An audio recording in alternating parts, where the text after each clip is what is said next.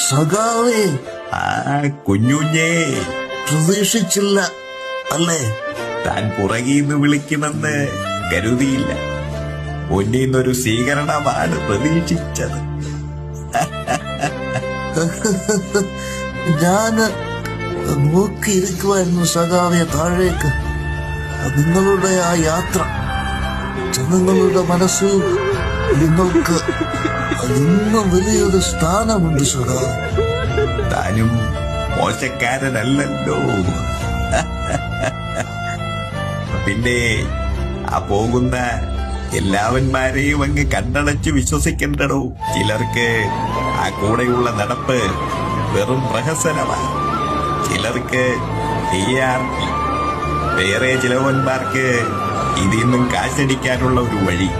പക്ഷേ ആ കൂട്ടത്തില് വേറെ ചിലരുമുണ്ട്.